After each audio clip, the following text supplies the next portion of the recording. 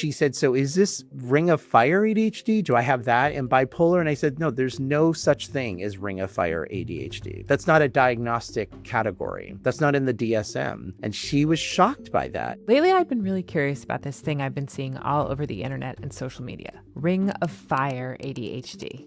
Light Googling showed me that it's a purported type of ADHD suggested by Dr. Daniel Amen, a celebrity psychiatrist with clinics all across the country and a big internet presence. In my opinion, absolutely, I think it's unethical. The thing is, though, as you just heard our guest, Roberto Olivardia, a clinical psychologist, say, ring of fire ADHD does not exist. And the technology used to diagnose it, it's not approved by the FDA. I wanted to know more, and Roberto, as you'll hear, had a lot to say. I'm Ray Jacobson, and this is Hyperfocus. Today on the show, the Amen Clinic, brain scans, and the harmful myth of ring of fire ADHD.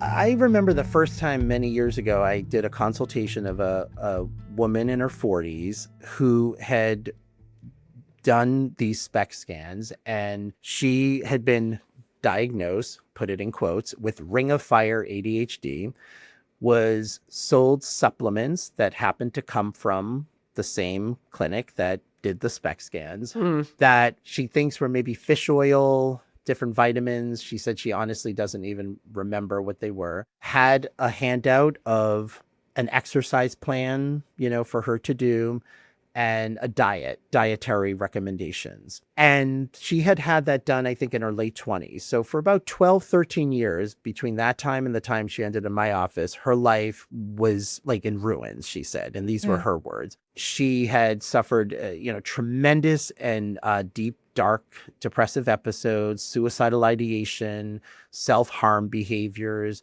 very impulsive behaviors that were very dangerous, and assumed this is what ADHD is, and was quote unquote treated for ADHD. And when doctors that she had been seeing were telling her this is something else that's going on here, she rejected it because she's like, look, I had my brain scanned. And I said to her, it's not that there was any judgment against her. I understand why she would reject some of those future recommendations. Because she's like, I've seen a picture of my brain and I saw these top experts and this is what they said.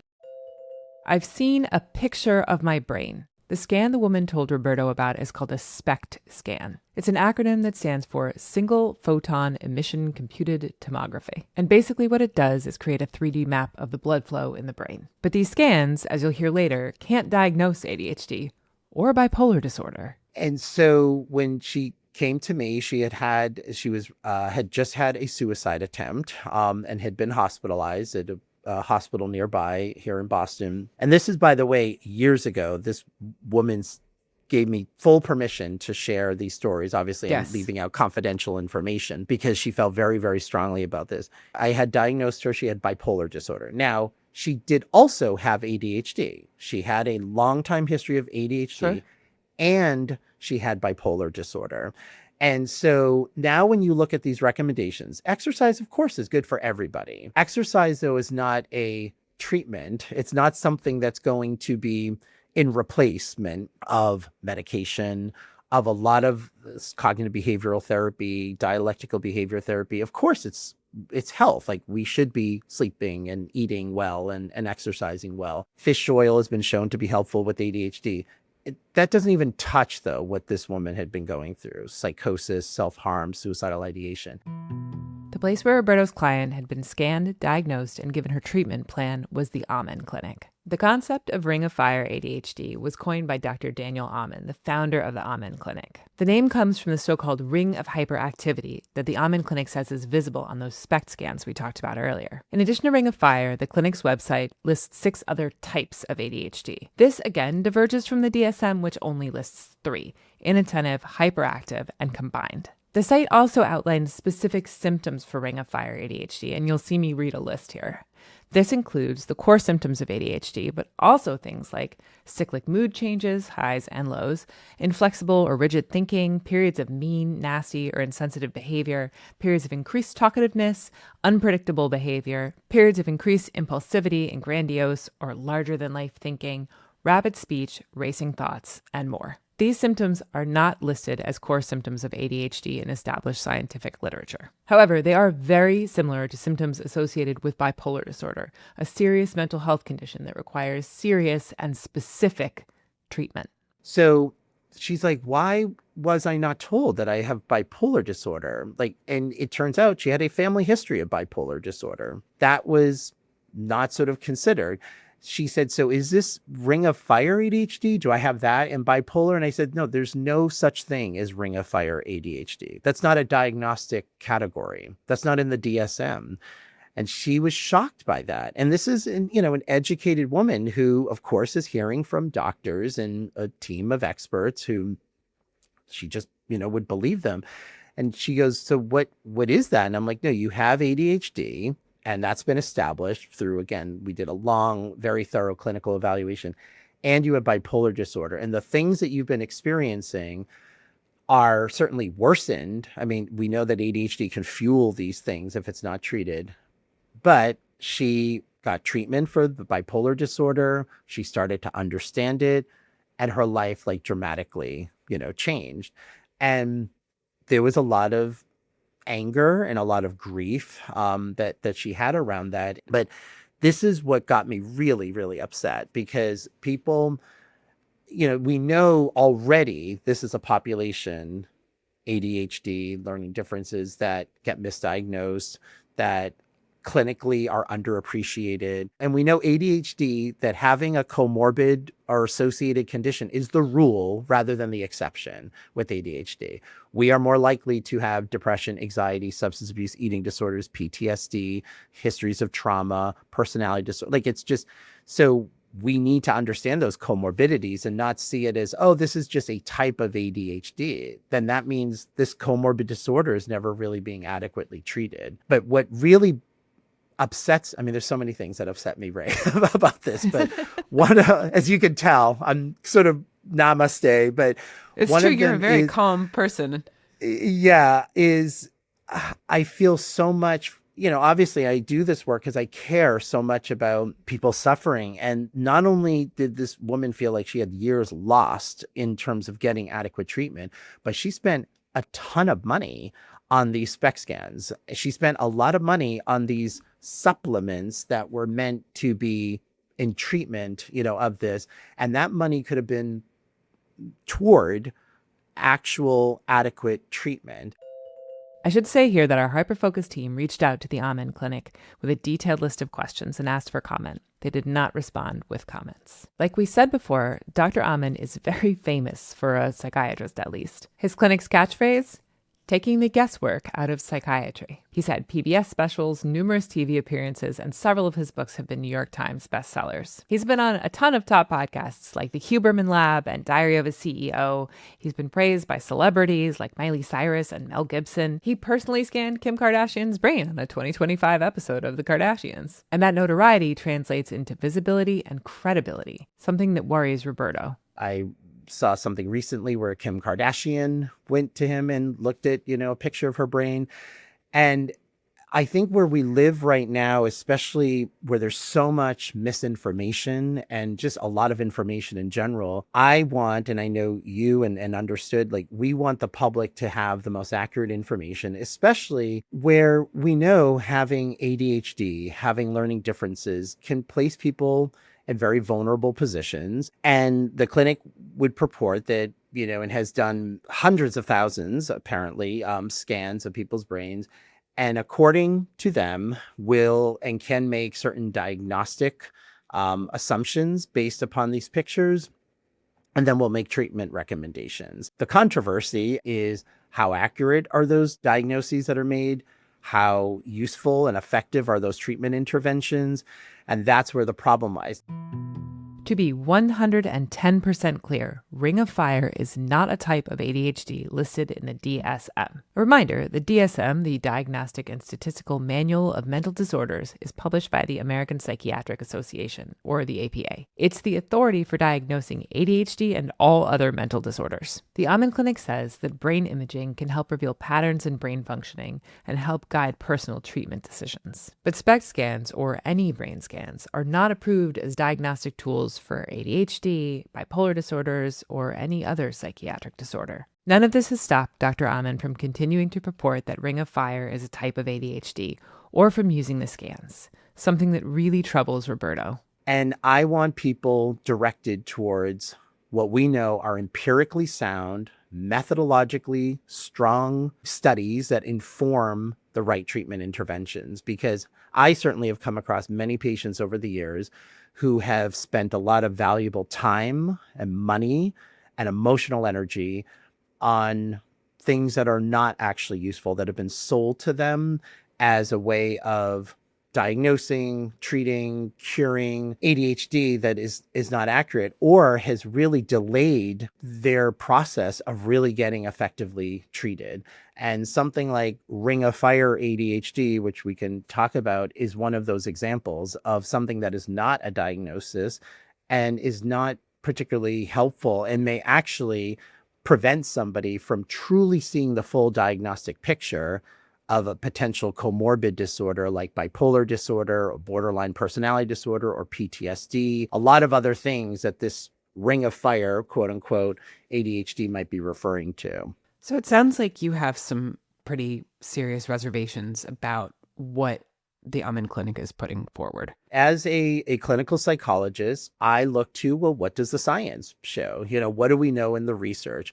And the truth is, Ray, first of all, SPECT scans are not FDA approved for diagnosis. The American Psychiatric Association does not say that this is an empirically derived way of making any sort of diagnosis, that SPECT scans on an individual basis are not going to be helpful, that they may show group differences. Now, what does that mean? So, for example, if I said to you that if we did a study of 1,000 people with ADHD, 1,000 people who did not have ADHD, you may find a higher incarceration rate, people who are in prison within the ADHD group. Sure. So those are group differences. So nowhere in any scientific literature, and especially when we're looking at treatment that can involve psychopharmacology and medication, should we be relying on something that has like literally no data to it? It would be laughable if it were not and did not have serious consequences. And I've seen those serious consequences with patients over the years. And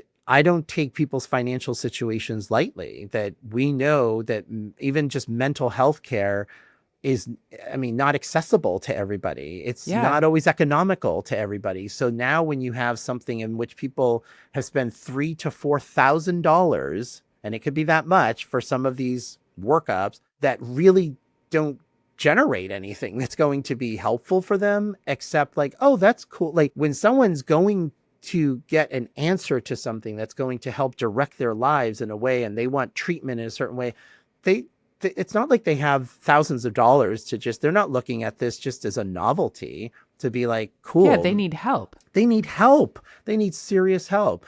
So it offends me, honestly. Roberto is a clinician who depends on empirical evidence for making diagnoses and treating patients. And in the case of using SPECT scans to diagnose ADHD, there's just not enough scientific evidence to prove that they can make that diagnosis accurately. And as we mentioned earlier, the American Psychiatric Association agrees. Still, Dr. Amen keeps getting tons of celebrity cosigns and heaps of attention. He continues to offer SPECT scans through his clinics, as well as selling so-called brain health supplements. And of course, we should say that the Amen Clinic says that their supplements are designed to support overall brain health and offered as part of a broader treatment program. So with all of this adulation, with all of this attention, is anyone pushing back? Roberto found at least one case on a podcast called The Checkup with Dr. Mike. In their exchange, Dr. Mike asks Dr. Amen why there are no randomized controlled data to back up their use of SPECT scans. Dr. Mike pushed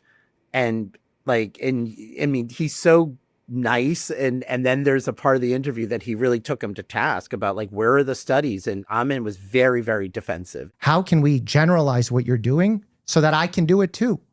But in order for me to do it, I need to know it works from a randomized controlled study. Why don't we have that?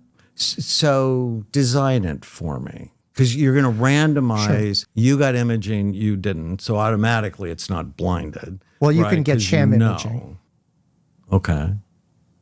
It's like the first time someone finally, I felt like, made him a little bit more accountable. And of course, it never, he basically said, I don't need to do that. So if Roberto's thinking is right, that Ring of Fire is actually ADHD plus something else, how does a responsible clinician handle that? We've talked to a lot of clinicians on the show, and throughout my career, I've interviewed a lot of people. And one thing is very consistent. When you talk about the comorbidities with ADHD, if there is I hesitate to say dangerous, but a more severe comorbidity like bipolar disorder, you would never just treat the ADHD and then see if the other comorbidity needed treatment. You would either treat simultaneously or focus on treating the thing that seemed like it put the patient at greater risk. Does that bear out with what you've seen or what you do in your practice? 100%. Absolutely. That, I always say with ADHD, it's always there. So we are at least treating, definitely have to make sure we keep our eye on it, because in a lot of ways, ADHD is often clinically underappreciated, and the impact of untreated ADHD really can undermine the treatment of anything else. Because we're talking about sort of Ring of Fire, which, one of the disorders that could speak to that constellation, and there are others, but one would be bipolar disorder, is a very serious condition. I mean, one of which, up to, 10 to 15, some studies show up to 20% of people with bipolar disorder and their lives, at least 40% attempt suicide. It has serious morbidity if left untreated. So we definitely want to make sure that we have our eye on that, but always making sure that the ADHD is also controlled, so that if at the very least, it's not undermining the treatment of the comorbid condition. Roberto says that in his view, the practice raises ethical concerns. In my opinion, absolutely, I think it's unethical. It's unethical if it's under this guise that we're going to do this as a way of uncovering something that is not able to be uncovered in any other, way. It's unethical if people are led to believe that this is something that is grounded and based in independent scientific data recognized by the medical community. And a lot of people are not aware of that, Ray. I mean, that's the thing. It's like, and I don't, people say like buyer beware. No, like when you're dealing with, healthcare, people are suffering, and people, Yeah. I mean, this gets me really riled up. Like, people are suffering. And I'm a parent. I have 2 kids with ADD and dyslexia. Like, you do whatever you can to try to, like, what is the best way, the most effective way. So in ways, like, there's a lot of emotion in this, in a way that's a sort of lapse of ethics if there's something that's sort of sold to people that is not really grounded in science. Now, let's say, people who do this, do they think they're doing something that's helpful? Perhaps. I don't know them. I'm not going to say they're all, sort of fraudulent, like, being deceptive and actively manipulative. But the ethical part comes to, well, but what is our duty? My duty as a psychologist is making sure that what recommendations I'm giving my patients is based upon scientific evidence. Obviously, this field of thinking, the things that are being put forth by the Amen Clinic, didn't just pop into existence. He's very popular. People are very interested in what he has to offer. And, one of the things that he posits is there are 7 types of ADHD, which, again, I think could feel novel to a lot of people. What is it that led him to have such a foothold in what is otherwise like he's a psychiatrist? Like, how did this happen, I guess, is what I'm trying to ask. Well, I remember when one of his books had come out. At that time, it was 6 different types of ADHD. I guess one got added to the list. And I certainly, it captured my interest because it was different. It was different than all the other stuff that was sort of written. I thought, I'm like, okay, there was something catchy, of that. And I remember back then, I mean, this was years ago, reading that and thinking, well, this sounds like what we're talking about is ADHD plus OCD, ADHD plus bipolar disorder, ADHD plus maybe even personality disorder. I'm like, this just doesn't like hold. But I remember, when you become popularized in kind of, media. And this is, I mean, especially true now with social media. This is even adults that I work with. But particularly with young people, I ask them who they follow on social media as part of my intake, because as you know, I also specialize in eating disorders. I specialize in other things, and I want to know what information and advice are people being like siloed into, basically.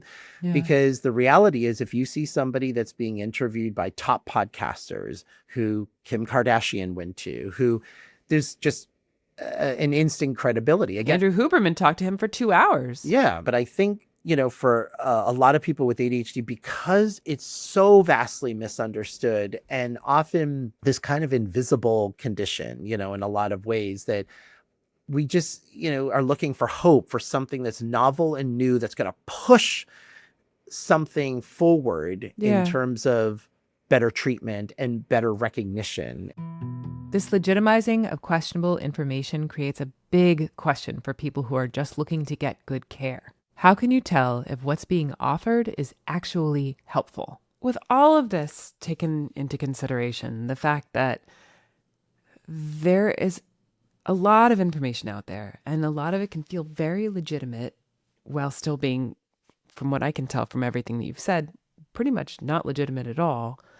And people are in this situation where they're pretty desperate for good care, and that care is not always available. And this kind of stuff that feels so legitimate on its face, how can people spot that? These brain scans have what's called a face validity, and that's a research term to refer to something that at face value looks like it should have validity. We're looking at our brain. Like that is that has to be real. Yeah, they just showed me a picture of my brain. One of the things that I have a personal and professional reaction to is anytime you hear someone talk about curing ADHD, healing ADHD. I did notice that language on the website. It gave me some pause. I have to say, healing your ADHD. Recovering, from ADHD. And I want to be very clear, because, I'm very precise with language, that there is no question that there are wounds that come along with the experience of having untreated ADHD or ADHD in which people sometimes grow up where it's not validated that their executive function issues are characterized as character flaws. But any of this sort of, cure your ADHD, or any, I guess another red flag is this idea where people really sow the seeds of doubting whether ADHD is even a real thing, is a real condition. That's a big red flag, because I think that what that does is sort of prey upon people who, again, have a lot of those wounds, which I understand, and are just hoping like, okay, maybe, I'm not damaged or I'm not broken. But what I say is that no, ADHD, you are not damaged and you're not broken, and you have ADHD. Like, this is just part of like who I am. And let's take the stigmatization, out of it, but you cannot cure this thing. And a lot of times when that language is used, what really is underneath that are people saying this isn't a real thing. Like, you just need to sleep better. And kids just need to get out and play more. Well, yes, we need to sleep better. Yes, kids need to get out and play more and not be on video games all the time. And yes, we need to eat more health. All those things are true. And we still have ADHD. As a psychologist, when I give presentations, I have to disclose any financial interests that I might have. So for example, if I was part owner or own stock in a supplement company, I have to disclose that when I give a talk, because if I'm giving a talk, let's say on ADHD, and I say, hey, you know what can help ADHD? These supplements, and I'm an owner or benefit financially from that company, and you don't know that, that's deceptive. That's not ethical. Now I can disclose it, and then you as the public can decide, okay, well, this person is benefiting from it. It doesn't mean that they're necessarily deceptive, but we have to sort of be aware of that. Anytime, when someone is tied to those kinds of things, you have to sort of take it now with a grain of salt. And it's not to automatically say that, oh, well, they have to be negated, but let's put it through that rigorous lens. Thank you for listening. If you're interested in learning more about ADHD and brain scans and where we are with the science, check out our last episode with Dr. Jessica Rosenfeld and Dr. Renee Karamians. They're two researchers who are trying to develop a better test for ADHD. We'll put a link in the show notes. See you in 2 weeks.